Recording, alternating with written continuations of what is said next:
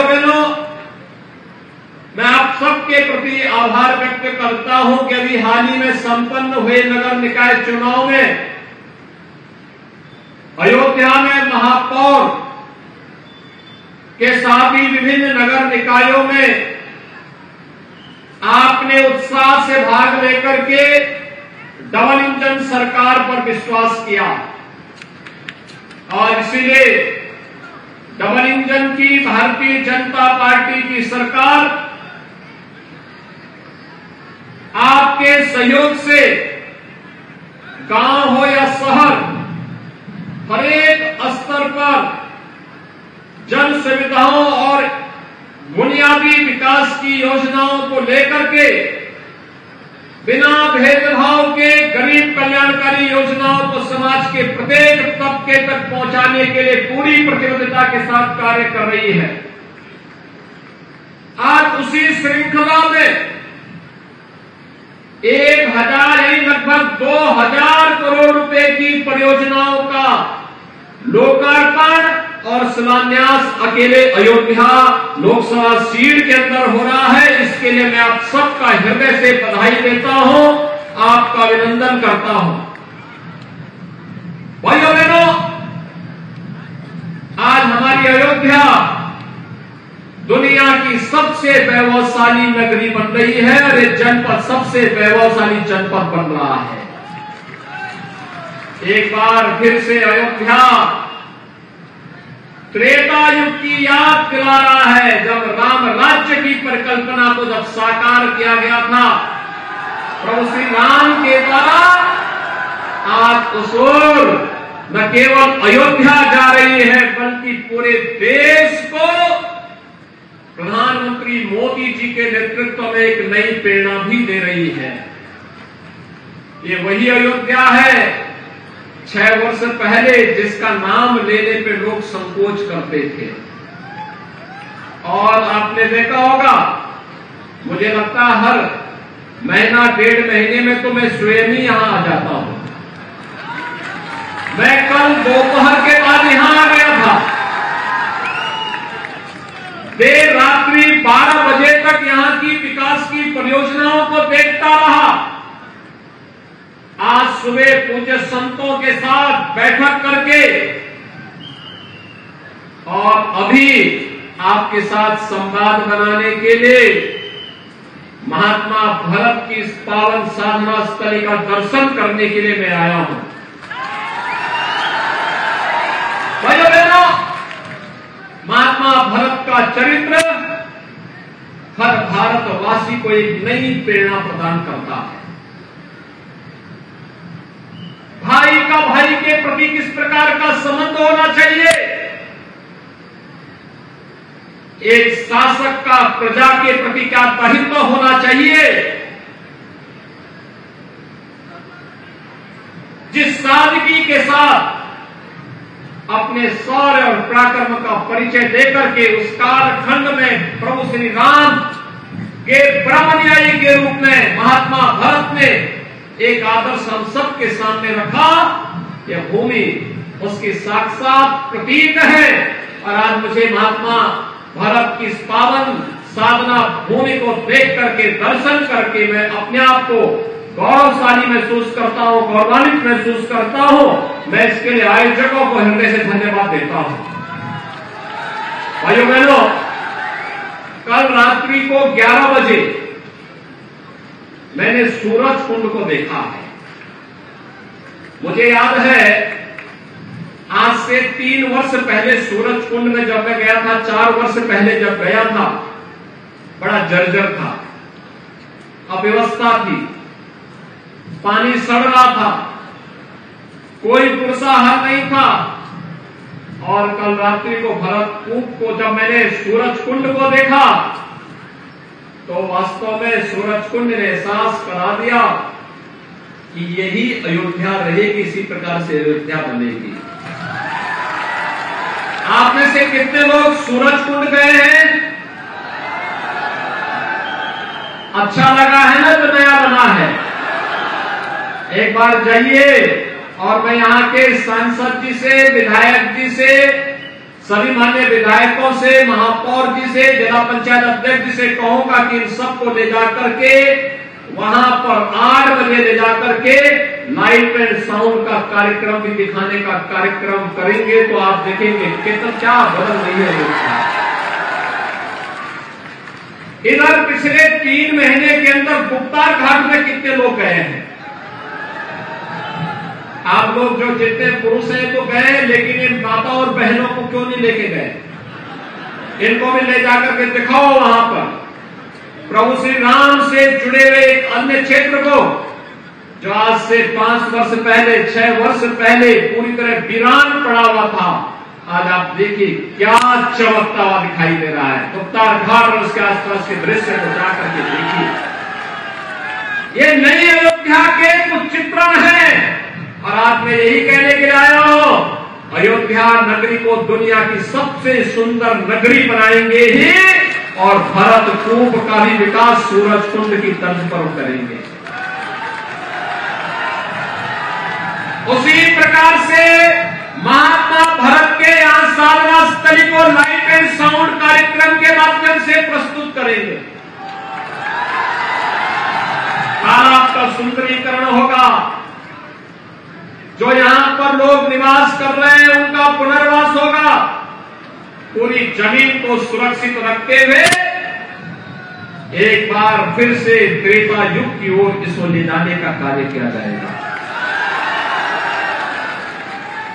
अभी थोड़ा प्रारंभिक रूप में अयोध्या में कार्य चल रहा है ना, तो बहुत सारे लोगों को परेशानी हो रही होगी आने जाने में, लेकिन भाइयों बहनों, किसी बड़े लक्ष्य को प्राप्त करने के लिए प्रारंभिक कठिनाई और चुनौती को तो झेलना ही पड़ता है। आप देखना अगले 4 महीने 6 महीने के अंदर अयोध्या की सड़कें ऐसे लगेंगी जैसे दिल्ली के राजपथ की सड़कें हैं, और उसका नाम हमने रामपथ भी रखा है। प्रभु श्री राम के नाम पर रामपथ। और हनुमानगढ़ी के पीछे से, सुग्रीव किला के पास से राम जन्मभूमि के लिए, श्री राम जन्मभूमि के लिए जो मार्ग जा रहा है, भक्ति पथ के रूप में फर्स्ट क्लास मार्ग बनने जा रहा है। इतना चौड़ा मार्ग अयोध्या में इससे पहले इतने छोटे मार्ग थे ही नहीं, अब बनाए जा रहे हैं।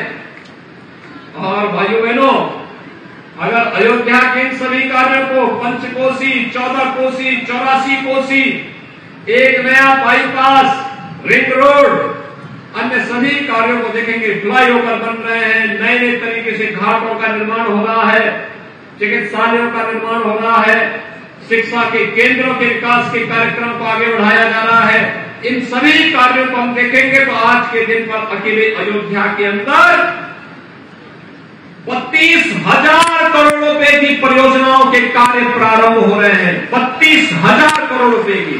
भाइयों बहनों, जिस दिन 32,000 करोड़ रुपए की परियोजना के कार्य जमीनी धरातल पर उतरेंगे, अयोध्या दुनिया की सुंदरतम नगरी के रूप में रहेगी। और तब उस समय आप देखेंगे जब जनवरी में प्रधानमंत्री मोदी जी के कर कमलों से स्वयं रामलला 500 वर्षों के बाद अपने स्वयं के मंदिर में विराजमान होंगे, तो भाइयों बहनों, दुनिया अयोध्या की तरफ आकर्षित होगी। अयोध्या में मुख्य रेलवे स्टेशन का विकास हो रहा है। सूरजकुंड और भरतकुंड में भी रेलवे विकास के कार्य प्रारंभ हो रहे हैं, और इंटरनेशनल एयरपोर्ट इसी वर्ष बनकर के तैयार हो जाएगा। इतना बड़ा एयरपोर्ट बन रहा है कि एक समय में एक विमान उतरा और तुरंत दूसरी तरफ आया, अगला विमान फिर 2 मिनट में दूसरा विमान वहां आ जाएगा। इतना अवसर अयोध्या के लिए आने जा रहा है, इतने अवसर आने जा रहे हैं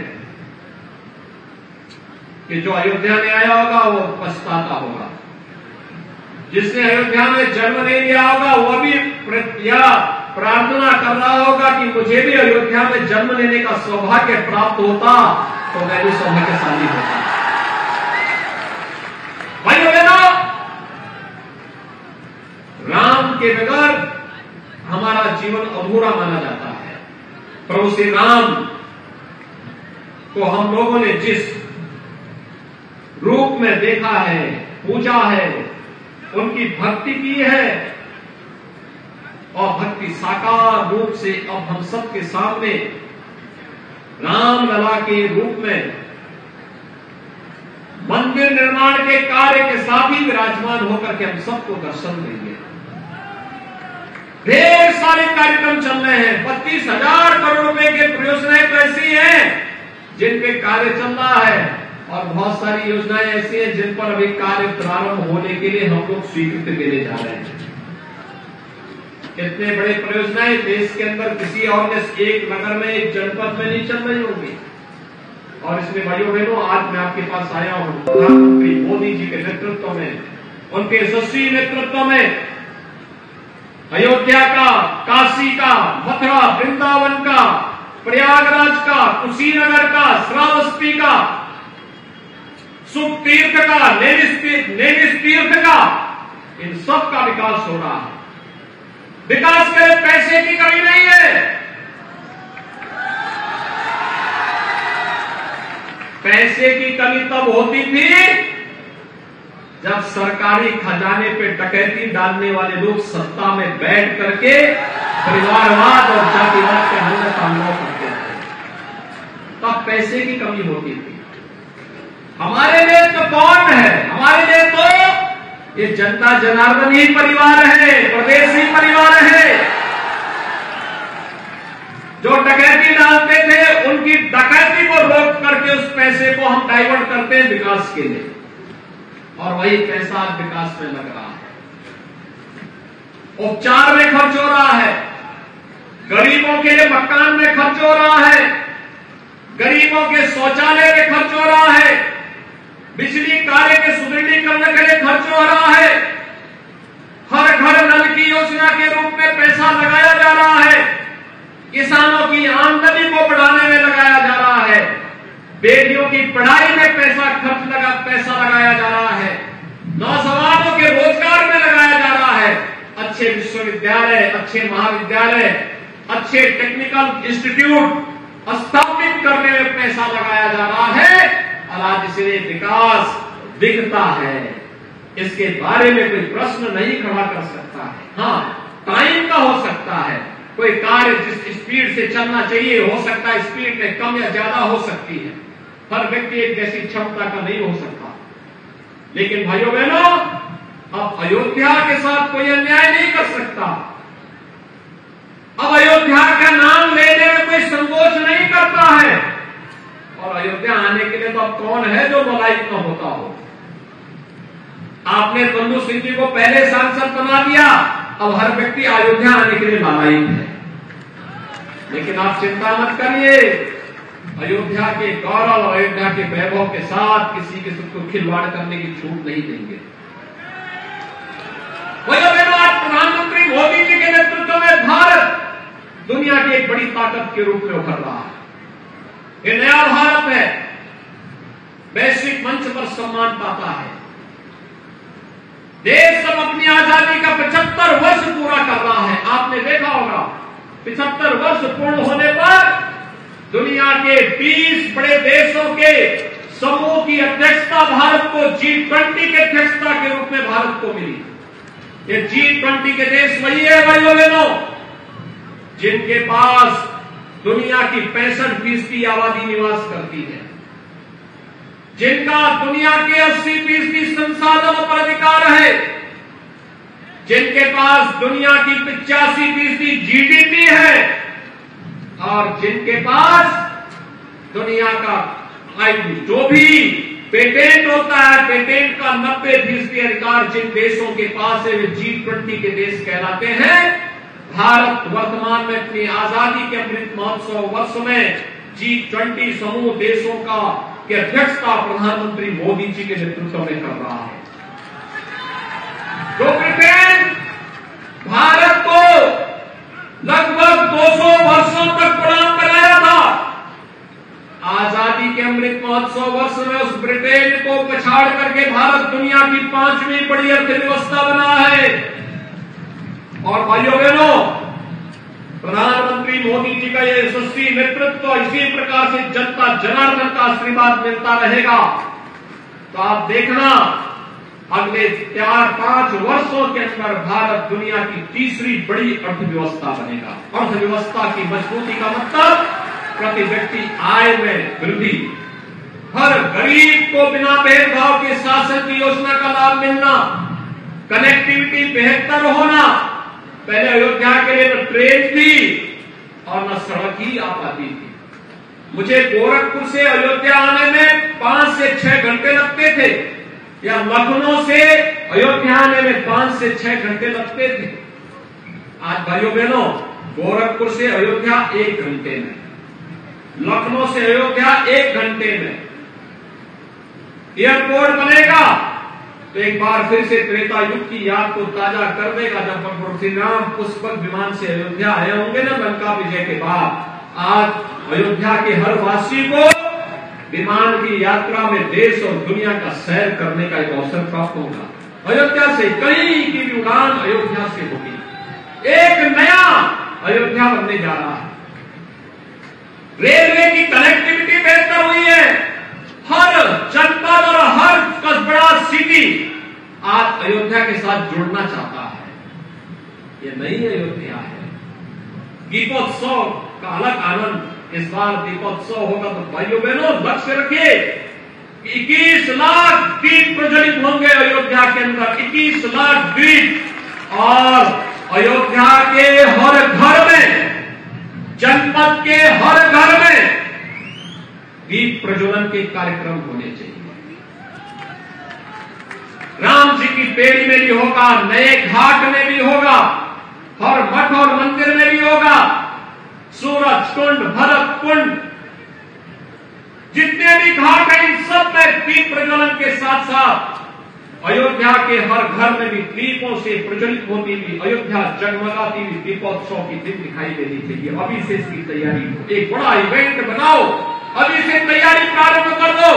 अगले वर्ष हमारे राम आने वाले हैं, अपने घर में विराजमान होने वाले हैं, अपने महल में विराजमान होने वाले हैं, अपने स्वयं के मंदिर में विराजमान होने वाले हैं, और उसकी तैयारी दीपोत्सव के साथ हमारी प्रारंभ होनी चाहिए।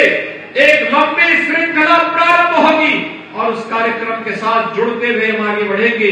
भाइयों बहनों, जैसे वैश्विक मंच पर भारत की प्रतिष्ठा बढ़ी है, मैं चाहूंगा कि इस बार हमारे सांसद जी कोई राम जी की पेड़ी पर योग उत्सव के कार्यक्रम के साथ जुड़े, योग महोत्सव में, कोई सूरज कुंड में, कोई भरत कुंड में, और इन सभी कार्यक्रमों को हमें उत्साह के साथ आगे बढ़ाना चाहिए। 21 जून को योग महोत्सव का कार्यक्रम होगा, उस दिन भी हमें इन कार्यक्रमों के साथ जुड़ना चाहिए। अयोध्या फिर से दुनिया के आकर्षण का केंद्र बनेगी।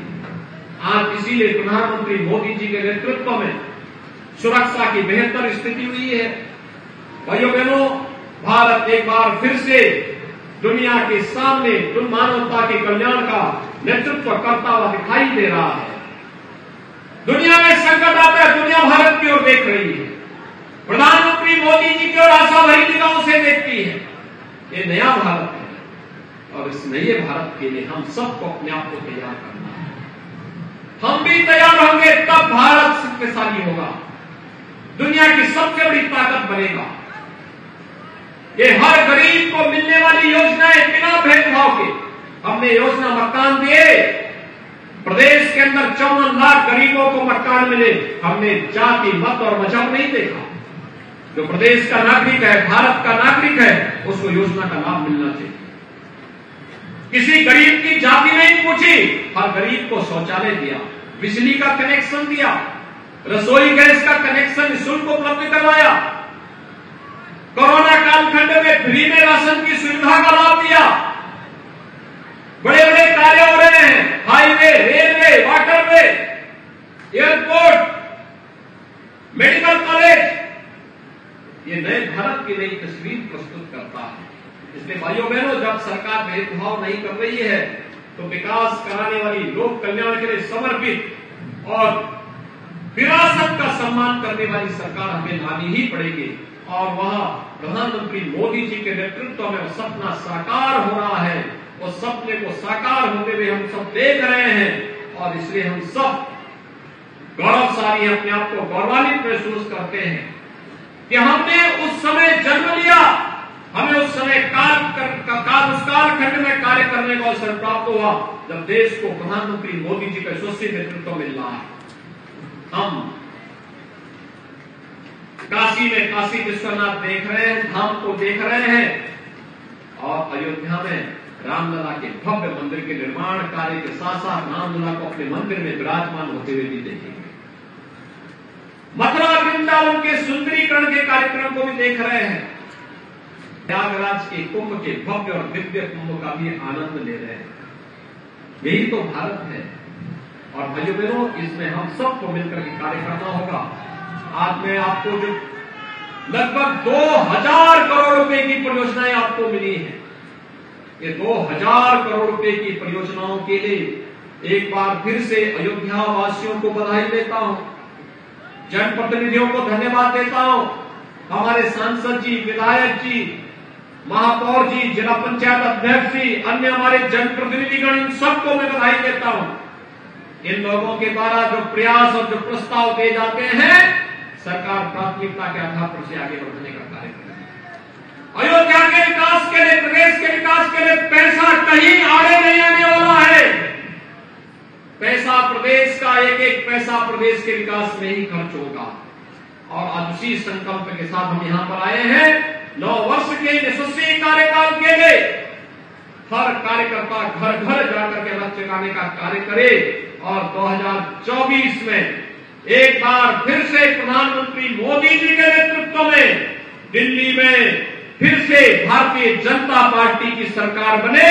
इस संकल्प के साथ मैं एक बार फिर से इन सभी परियोजनाओं के लिए आपको बधाई देता हूं, अपनी शुभकामनाएं देता हूं और विश्वास व्यक्त करता हूं कि अगली बार जब आएंगे तो भरत कुंड सूरज कुंड की तरह जगमगाता हुआ दिखाई देगा। आप सबको मेरी शुभकामनाएं, बहुत बहुत बधाई, धन्यवाद, जय हिंद।